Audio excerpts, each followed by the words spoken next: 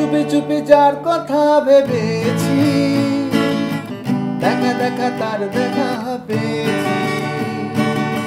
চুপি চুপি যার কথা ভেবেছি, দেখা দেখা তার দেখা পেয়েছি। যে ছিল মনে মনে প্রতিটি ক্ষণে ক্ষণে, আমি যে তার হয়ে গিয়েছি। চুপি চুপি যার কথা ভেবেছি, দেখা দেখা তার দেখা পেয়েছি। চুপি চুপি গানটা রিলিজ হয়েছে এবছরের ঈদে, আর এই গানটা প্রথমবার বাংলাদেশে আমার একটা মিউজিক ভিডিও, যার ইন্ডিয়ান ভিডিওটা আমার রাইট আর কি, এর জন্য সব চ্যানেলগুলো চালাচ্ছে। তো এই গানটার সাথেও একটা খুব মিষ্টি স্মৃতি রয়েছে। ঈদে জেনারেলি কি একটু ধুমধারাকা গান হয়, যেমন গতবার ঈদে আমার রিলিজ হয়েছিল বাদশা দা ডনের ঈদ মুবারক গানটা। সুরমা লাগা রে আতর লাগা রে, আকাশে খুশির চাঁদ উঠেছে।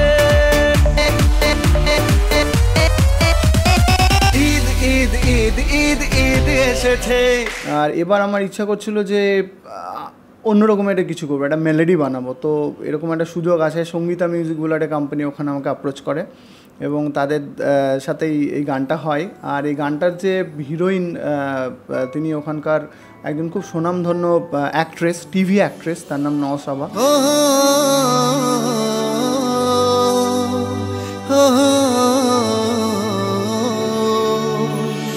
আর একটু বলতে চাই যে এই গানটা পুরোটাই বাংলাদেশে শ্যুট হয়েছে।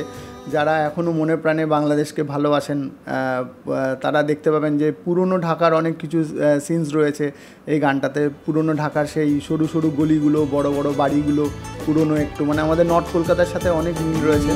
একা একা তার পাড়াতে ঘোরাঘুরি দিনে রাতে, চলে যেত সব পিছু টান শুধু তার এক দেখাতে।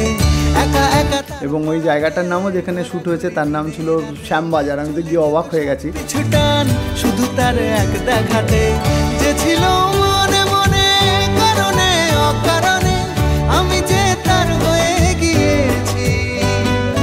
প্রায় 4 না 4.5 বছর বয়স থেকে আমি গান শেখা শুরু করি, রবীন্দ্রসঙ্গীত, নজরুল গীতি, ইন্ডিয়ান ক্লাসিক্যাল মিউজিক।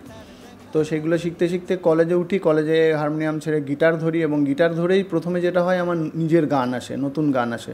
তো হয়তো সেটাই একটা আমার সূচনা মিউজিক ডিরেক্টর হবার।